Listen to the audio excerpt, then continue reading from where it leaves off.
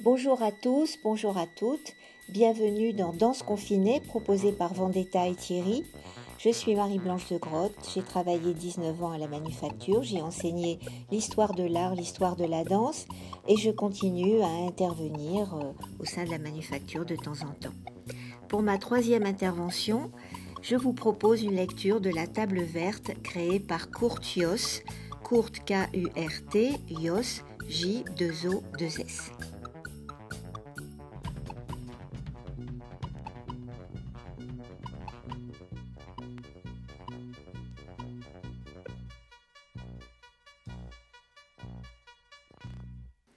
La table verte, créée par Kurt Jooss en 1932, est encore et toujours dansée et admirée.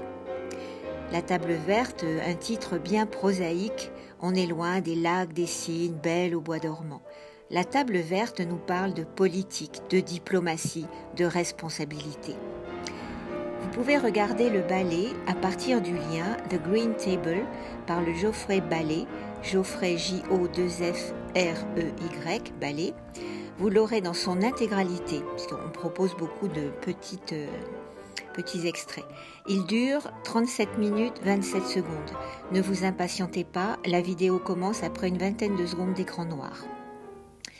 J'analyse le prologue et l'épilogue. Prenez le temps de visionner le prologue. Le ballet fait une boucle. On n'apprend rien de nos erreurs, décidément. Au début comme à la fin, 10 danseurs autour d'une table verte. Verte, la couleur de la feutrine qui recouvre les tables diplomatiques. Les 10 hommes sont en habit, en frac. Leurs visages sont grotesques. Ils portent des masques qui accentuent leurs traits jusqu'à la caricature. Les crânes sont chauves ou couronnés de perruques aux cheveux roux, blonds, bruns, gris. Les fronts sont démesurés, les yeux globuleux et morts. Ils sont laids. Ce sont à l'évidence des bourgeois, des diplomates réunis au sein de la SDN, la Société des Nations, l'ancêtre de l'ONU. Leur mission est de maintenir la paix. Les premières notes de la musique de Fritz Cohen sont pesantes, insistantes, menaçantes. Puis la musique se transforme en quelque chose d'assez léger, d'insouciant.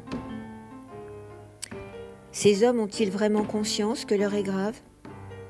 Je vous rappelle que ce ballet a été créé en 1932, tout juste un an avant l'arrivée de Hitler au pouvoir. On peut commencer à percevoir les bruits de bottes. Ces hommes donc discutent, pérorent, jouent les prophètes. L'un d'entre eux lève l'index vers le ciel. Les corps se cambrent, certains de leur importance. On est ici dans la synthèse de la mimique et de la danse.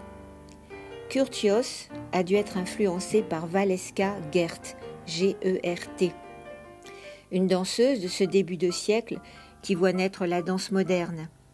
Cette danseuse, Valeska Gert, est sulfureuse. Elle a toutes les audaces. Elle se contorsionne, crie, éructe pour dénoncer les dessous du monde. Les danseurs de la table verte qui incarnent ces bourgeois frivoles, inconscients et sûrs d'eux-mêmes, sont bizarres, grotesques, ils sont déformés, outranciers. Non, les danseurs modernes ne sont pas harmonieux. Ils mettent à nu, dans une exagération désespérante, l'inefficacité des poses, des rodomontades de ces diplomates. Les gants blancs, très visibles, donnent envie de leur dire « Oh oui, au fond, vous vous en lavez les mains ». Surtout quand ils esquissent quelques pas légers, se regroupent en formations géométriques savantes, comme dans les vieux ballets aristocratiques. Ils finissent par sortir leurs pistolets et tirer dans un bel ensemble. La guerre est déclenchée. Des années d'atrocités vont suivre et la ruine de l'Europe. Mais, et c'est l'épilogue, les mêmes se retrouvent après la guerre, autour de la même table. Oui, on retrouve les mêmes. C'est désespérant. On est ici dans l'effrayant revers des apparences. L'âme est à découvert et elle n'est pas belle. Qu'ils sont laids ces danseurs, absurdes marionnettes d'eux-mêmes. Leur laideur est sur leur visage, grimaçant. C'est la force de l'expressionnisme, dévoiler ce qui reste d'ordinaire masqué par la fausse apparence de l'idéalisation. Avec quelle force ces quelques moments de danse nous montrent la folie humaine. Si ce sont les peintres, dits expressionnistes qui ont tracé la voie, la danse n'est pas en retrait. Avec Marie Wigman, Kreuzberg, Curtius, elle a certainement autant su bouleverser que les peintres. C'est l'inouï de la danse. Kokoschka, Schiele, Otto Dix, quelques noms magnifiques de la peinture expressionniste. Regardez, signé Otto Dix, Otto O-2-T-O, Dix D-I-X, son polyptyque sur la guerre. C'est la mise à nu de l'Allemagne et de ses crimes. Et le tableau, La Grande Ville, toujours d'Otto Dix, que vous pouvez trouver aussi sur Internet. C'est un triptyque. Au centre, vous avez une femme, de dos avec des talons bleus. Elisabeth Moss, dans La Servante écarlate, porte quasiment la même robe quand elle est entraînée dans le gigantesque lupanar ouvert pour tous les commandeurs. Là aussi, l'apparence et la réalité, l'effrayant revers des apparences. Qui l'a mieux montré que les artistes de fascinants courants expressionnistes. Ce clin d'œil des auteurs de cette dystopie effrayante qu'est La Servante écarlate en est une preuve qui me ravit.